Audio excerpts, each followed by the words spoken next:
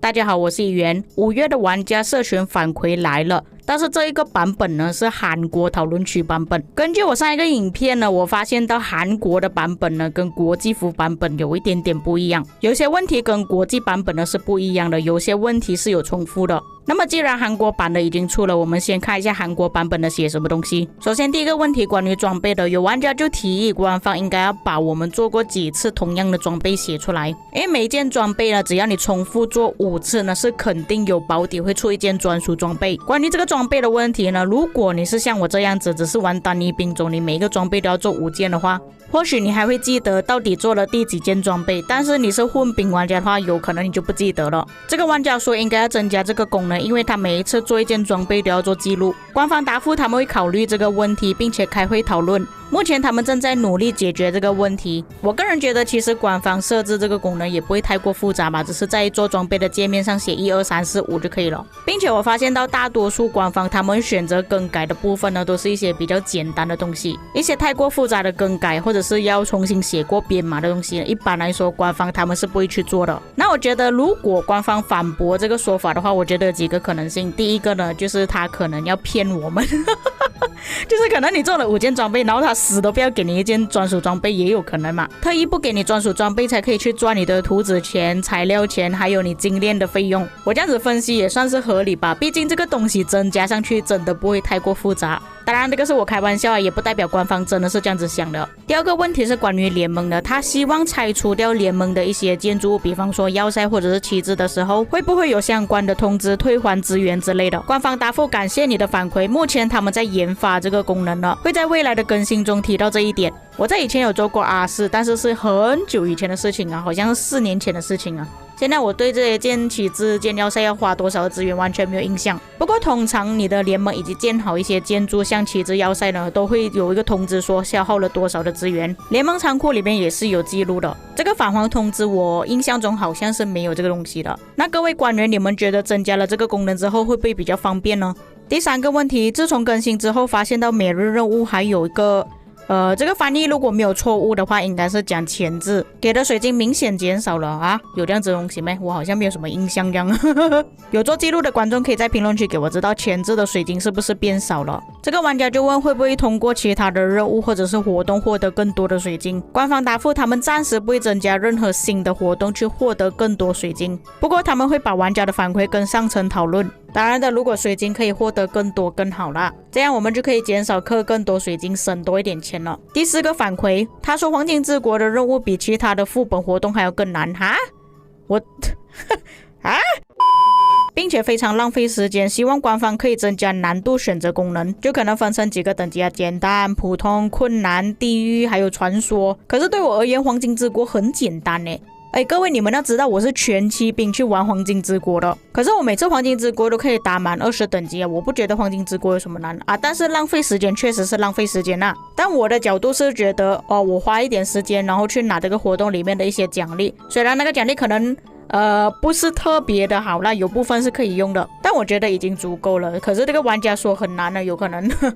这个玩家才刚入坑不久，又或者是他的统帅真的不太好吧。那各位观众，你们觉得有没有必要就是更改黄金之国，增加不同等级的难度呢？但是缩短时间我觉得是有必要的，可能官方从20关变成15关或者是10关左右就可以了。官方答复感谢你的反馈，他们是已经正在计划要更改黄金之国了，会在未来优化之后呈现给各位，请敬请期待。那我们就等官方之后的更改吧，但是时间缩短这个是真的有必要啦。第5个反馈是说奥西里斯联赛的匹配制度，他这里提到官方最近的更新怕会影响到匹配制度，不记得更新什么观众呢，我们来复习一下。就是联盟报名的人数击杀积分也是会纳入考量之中，优化了综合排名的计算方式，以及提升了匹配公平性，还有根据王国历史的时间进行匹配。假设是根据官方这样子的更新制度，我觉得是比较公平的。那官方这里也是有说，在之前的公告中他们有提到这一点，优化了匹配制度，所以现在匹配呢应该是比较平均的。那前几天有报名打埃及之战的观众，你们觉得怎么样呢？因为前几天我报名不成功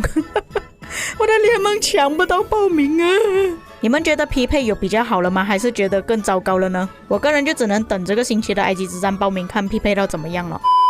那那坦白说，这个影片呢，其实是在上个月录音的，只是现在才发布而已。事实上，我在上个星期是有打埃及之战的，而且他的那个击杀匹配也是出现了。但是这一次的埃及之战呢，我可以说是我们的联盟直接碾压对面的，并且我们的击杀积分跟对面的击杀积分其实相差还蛮远的。我相信其他的联盟也是一样。我看其他玩家分享匹配结果也是相差很远的击杀积分，像官方所说的根据击杀积分来分配会比较公平，但是我觉得好像并没有公平到哪里去。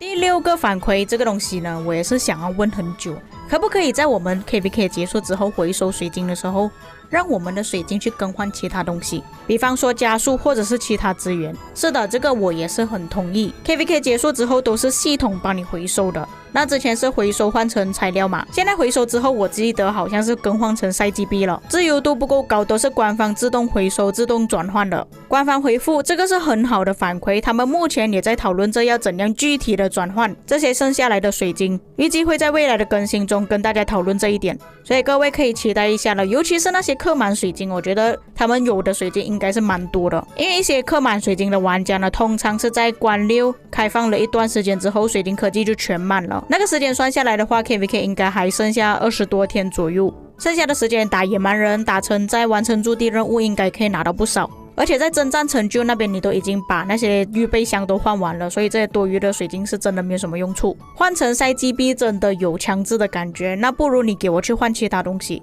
假设官方肯愿意改的话，是一个不错的进步。第7个反馈也是最后一个反馈，这个玩家说诸葛亮的技能描述过于复杂，还有模糊，请官方在技能那边重新写过，让诸葛亮的技能简单易懂。如果可以的话，请麻烦优化一下，可以更加详细的观看统帅的技能，比方说冷却 CD 时间。这个诸葛亮的技能确实是比较复杂，那我之前有测试过2次了嘛，我认为大家比较模糊的应该是在武侯效果，有些玩家就搞不清楚啦，这个武侯效果到底是什么时候才会触发，为什么武侯效果释放之后它不会再叠上去，要等到下一次等等的。那有些玩家他们没有特意去研究的话，就可能觉得这个武侯效果是不是有 bug 啊？那我不清楚韩国玩家是不是没有去研究这个东西啦。我发觉到很多华人玩家在诸葛亮还没有出现之前，也就是这个武侯效果还没有出现之前，就已经跑去问客服这个武侯效果到底是怎样触发了还有问阿尔特米的技能为什么会打到自己之类，做各种测试。除了武侯效果之外，我觉得恢复怒气那个也是没有写的特别清楚。诸葛亮的觉醒技能是写30点的怒气，但是他的技能里面没有写的特别清楚，并没有说是随着目标增加而增加更多的怒气。打个比方，其实诸葛亮的技能可以描述到像孙武那样的技能，他是有写到的，就是说官方其实可以写的更详细，但是他特意不要写的这么详细，可能想要让你去觉醒之后你才发现到，又或者是你一定要去转这个统帅之后才可以发现到他的技能到底是怎样用的。或许官方是特意描述到不清不楚，让你们自己去研究啊。官方答复感谢大家对游戏内统帅技能描述的说明和反馈，他们计划优化整体的技能描述和说明，让各位执政官可以顺畅的使用万国觉醒里面的统帅以及新上架的统帅，请敬请期待。其实官方对于统帅技能描述不清不楚呢，不是第一次了，就是在以前发生过太多技能描述的错误问题了。但是那时候的玩家呢，并没有特别去在意这些统帅技能描述啊，没有特别去研究。直到后来官方调整统帅技能描述之后，发现到有些统帅他的技能呢是改变了蛮多的。当时候争议比较大就是查理马特，他从原本担任驻防统帅时变成担任自己城市时，可是有些玩家就说，他以前还没有改之前呢，就是只有担任自己城市才有这个功能。有些玩家就说担任据点也是有触发到的，但是以前的玩家并没有特别去在意技能方面的问题，也没有拍下来，没有录影片做记录，就是口说无凭，跟官方那边不能对峙。这就是为什么现在比较多玩家他们会专门去研究这些统帅的技能。我自己本人也是经历过孔雀事件，所以我就怕了，现在新的统帅一出现呢，我就马上去测试技能，担心官方又出什么问题啊，技能描述不一样之类的。本多忠胜就是案例，我认为官方技能描述确实是要更改，真的是不清不楚，很多玩家都搞不懂。以上就是韩国社群反馈的内容，国际服的社群反馈应该会比较多内容更新的东西，韩国的就比较单调一点。各位有什么看法可以在评论区给我知道，我们下期再见。